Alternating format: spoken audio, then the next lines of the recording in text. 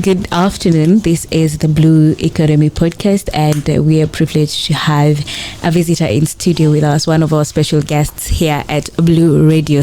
And we tell you this is the place we have conversations about the blue economy. So always tune in for the best of conversations. And today we're going to dive in, especially with the sustainable growth of the blue economy in Kenya.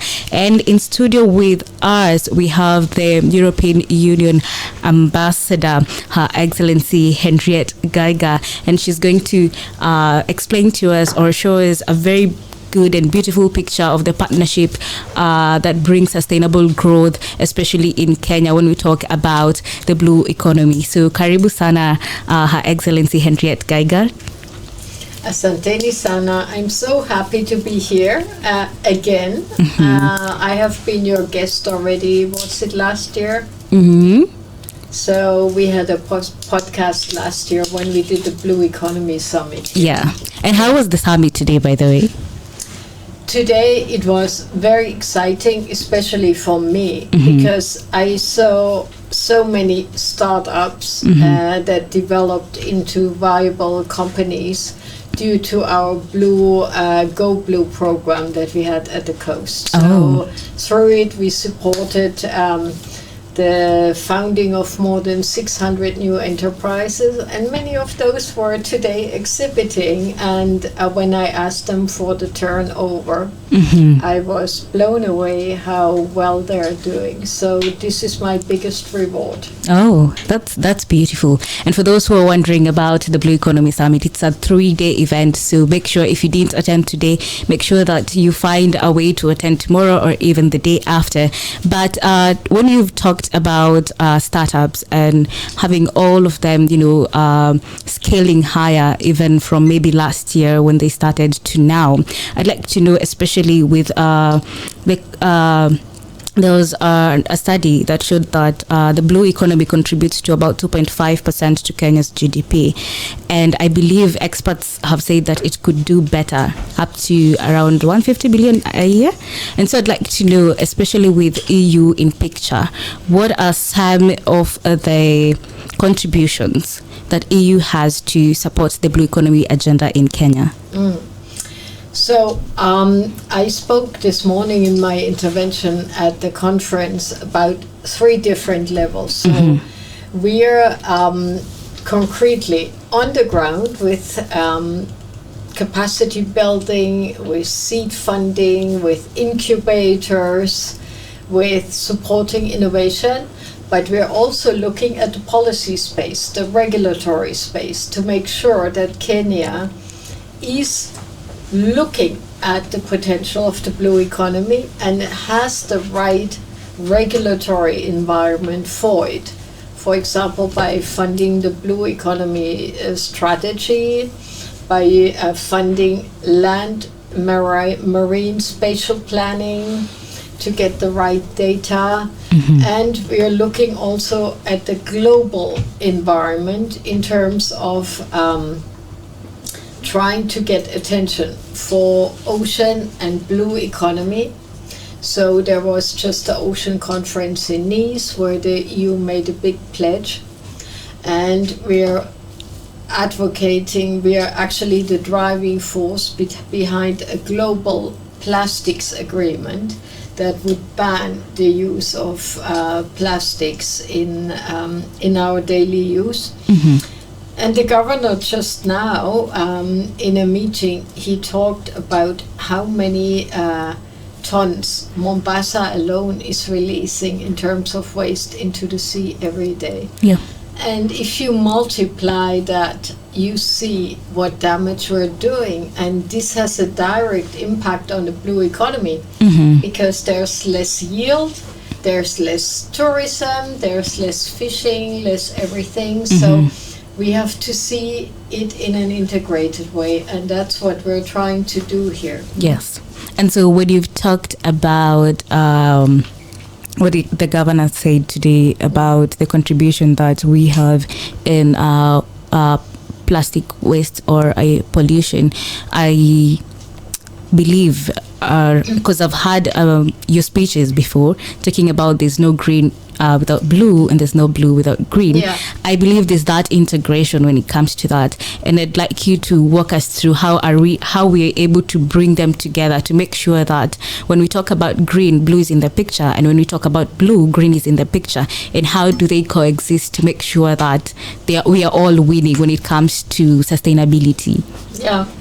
So I think in Kenya we're not looking enough at the blue. Mm-hmm. There's a lot of attention given to the green, mm-hmm. and I'm always saying Kenya is turned with the back to the water. Mm-hmm. And that has to change, because if you're turned with the back to the opportunity, you cannot see the opportunity. So I think at the central level, and I'm not talking about the coast, but at the central level, there's not enough awareness. Kenya is more a land-based culture, mm-hmm. and that has to change in order to see the potential of the blue economy and integrate it into the whole environmental policy of the country. Here at the coast, what we have done with the Go Blue project is we integrated land and sea resources, mm-hmm. across the counties, and we consciously included Taita Taveta. And if you look at the map, Taita Taveta is not on the coast. Yeah. But we included it because we think it's a whole system, an ecosystem, mm-hmm. land and sea, and you have to look at the interconnections. Mm-hmm. So it's my hope that the concept we did and the data we leave behind with the land and sea spatial planning, that this is taken up by the governors and the county governments, mm-hmm. because it's one thing that young startups and SMEs and Sotehab are making things happen. Mm-hmm. But I do think the county governments have a big responsibility in terms of having an inducive, a stimulating environment. Mm-hmm. And from your answer, I've picked that amongst all the challenges, because there's a very big gap when it comes to blue economy, and every day we're trying to bridge the gaps every day. And what I'm trying to get from this discussion is that in as much as we're having these startups, in as much as we're having people trying to solve the problems, the central point, or probably the government, has a lot to do when it comes to that, or when it comes to even adoption of the solutions that are being made or that are being put across. And so my question would be, at what point will we say that we are doing great or we're doing quite enough? Yeah. I don't think you can ever do enough. Mm-hmm. I think it's a matter of where you put your priorities. And certainly the coastal countries know that that ocean is a priority for them, and water and the conservation of the marine ecosystem is of importance. Mm-hmm. But I think we all have different roles. So the government has a role to have a good regulatory environment. Mm-hmm. Then the private sector has to bring in ideas, innovation, and financing. Mm-hmm. And the donors, they are there to look at gaps, to stimulate new things and bring in, let's say, lessons learned from other places. Yeah. Okay, that's great. Thank you so much. We're going to go on a very short break. I'm going to call upon the DJ to give us some good music. Then we'll come back after a few minutes. Keep it Blue Radio, of course. We're here to give you the vibe. And here we're talking about sustainable growth in the blue economy with the European Union Ambassador, Her Excellency Henrietta Geiger. Don't go away. Pourquoi je ferais semblant? De toute façon, on est payé pour le faire. Tu te prends pour ma mère? Thank you so much for that song. It is a song, a Belgian song. It's sung by a Belgian singer and named Stromae, and our guest in studio is going to give us a little context about the song, and maybe you can give us the context. What is it about, and why do you love the song so much? I love the singer Stromae. He's very famous in Belgium. I actually wanted to bring him here, but he's too expensive.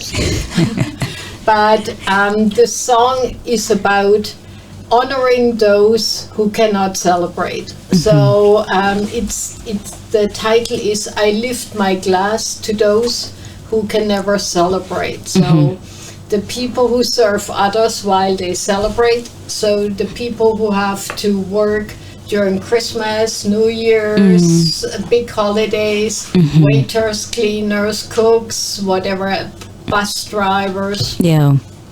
So it's a very nice song because it gives the name of the people and what their function is, and each time he's giving a toast to that person. Them. Oh, that's so beautiful. And linking it to our conversation today, a lot of people are doing a lot when it comes to blue economy. We have people on the ground when you talk about planting mangroves, when you talk about fishing and everything that is around the blue economy. And maybe I'd just like to know, what is there a push to support the SMEs who are playing a very big role in making sure that they take part in the bigger picture of the blue economy? Yeah. So there are very different levels, and we talked about it in this conference. There are very small operations like cooperatives, small women groups, for example. The women who take care of the mangroves, they do then some honey production, and that is at the level of sustainable livelihoods for their family. But then there are real companies who have a turnover where you need money to scale up. And what we learned today is that most investors think blue economy is a risky sector. So it's all about de-risking.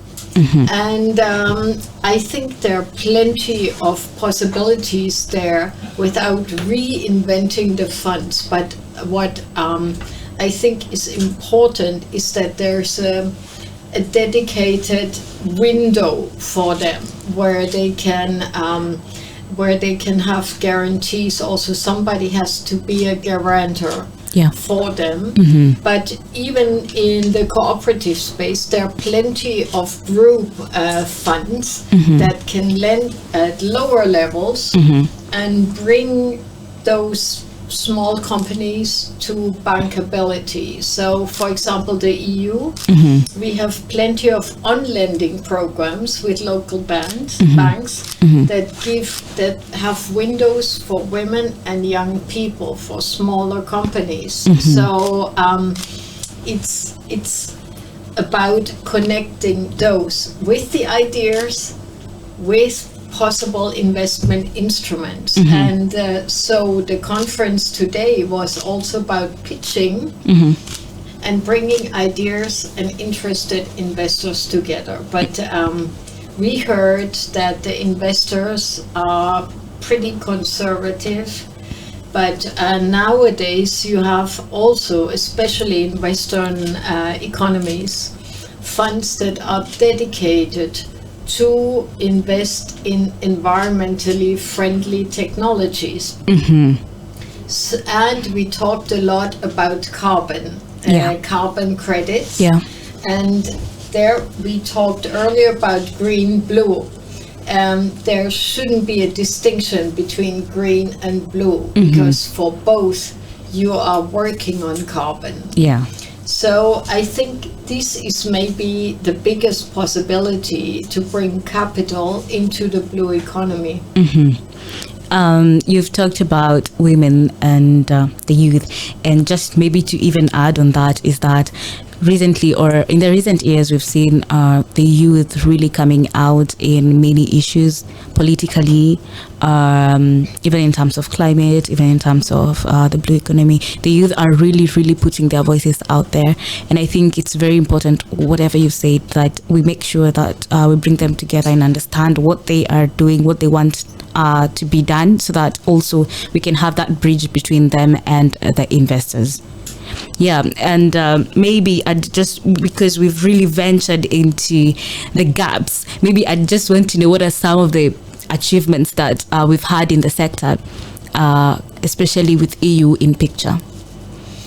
I think what we did is we did a big investment in Tibet, especially on marine related professions. For example, training for people who want to work in the cruise industry, or people who want to be on marine transport as captains and engineers and so on, but also tourism training and cultural assets recovery. So you have something to show for tourism. So this is fueling increase of jobs and growth in the area. And we also invested in sustainable fishing and the safety of fishermen by, for example, we brought rescue boats to the Coast Guard, so they can, with speedboats, they can rescue fishermen or other people on the open sea. So, and maritime safety and security has been something that we worked on for a long time, also in the broader region. So now we have a very big new program that's a regional program for the Indian Ocean, where Kenya is part of, and where we exactly look at innovation and investment to bring them together. So it's just starting now, and we hope that this will be a bridge from Go Blue to this one. But we always said Go Blue is a one-time investment, and it has to be taken up and over and grown by the government and by the likes of SOTE and others. And I'm so happy that SOTE Hub has 10-year anniversary today. So there is some sustainability. And I think this is very, very key in the blue economy, because I think Kenya is such a young country, and when the youth is not taught about the value of blue economy, in 3-4 years you have a generation that's completely unaware. So this, I hope it's also being taught in the schools, at least here in the coast. So that people can understand it from an early age, because again, we talk about foundational years, especially the younger kids from 4, 5, 6 years. Whatever they learn right now is going to influence even the careers that they're going to choose, and even how they're going to live outside the world. And I think that lies in awareness at the end of the day. And what you said earlier about bringing every stakeholder, this is where we bring the teachers in, this is where we bring every person in to make sure that we are all achieving the bigger picture together. So I'd like to have a parting question for this podcast, and that would be, with all the things said and done, when we talk about blue economy, what is it in your heart that you feel in the next 5 to 10 years, where do you see blue economy in Kenya, and especially when we're comparing it to the other countries globally? Because as you've said, Kenya is a very young country and we still have a few steps to take. So where do you see Kenya, and what do you think we should do to make sure that we are at a place where we'll say we are not yet there, but we are somewhere? there are many potential areas that are not fully exploited. One is your coastline with the Mombasa port and also the Lamu port. And it's not only interesting for imports, because what you have is an incredible opportunity to serve the landlocked countries further inland. And there is so much more potential that is unused. And so I think this is a key focus for Kenya. And I think Kenya is also very much now engaging in the international advocacy space on blue economy and oceans. So we very much encourage that. But the other thing that I always say, fish is not the only thing that happens in the blue economy. But it is important for Kenya. We just talked about that Kenya having a coastline and important inland waterways is importing fish. Why? Shouldn't happen. And Kenya has an economic partnership agreement with the EU for quota and duty-free, so completely free access to the European market. That is the greatest fish-consuming market in the world, and the demand for fish and seafood is increasing every day. So instead of scrambling for other value addition products, I would really concentrate on fish, protein, new, clean, low-calorie protein. That's what Europe is demanding. And I think there's endless potential here with aquaculture, but also with traditional fishing and seafood. And the latest is seaweed. Seaweed salad, all kinds of products.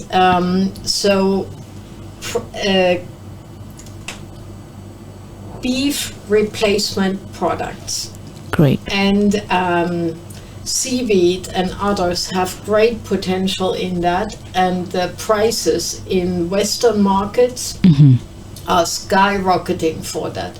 So potentially, if you can create that value chain, you can have a lot of jobs for young people. Thank you so much. One more thing, the cruise industry. The cruise industry is growing and growing. There's such a number of old people who want to cruise around the world, and Kenya is so well placed with its intelligent, bright, friendly people. And so I have met several who are already working in the cruise industry, and there are plenty of opportunities with the right training, not only for low-level jobs, but also captain, engineers, navigators, etc. So I think these are key potential areas to expand in the next years in Kenya. Okay, thank you for your time, Your Excellency. And I think this has been a very, very, very insightful conversation, especially with the many potentials that Kenya has, and not forgetting the fact that we think that it's saturated, but in all honesty, we haven't even touched exactly the iceberg. So thank you so much for your time. That has been our time right here at a Blue Radio podcast, and of course we're going to have very many more conversations on a blue economy. Make sure that you're always here at Blue Radio, of course, where we bring you the vibe. You're listening to Blue Radio, bringing the vibe.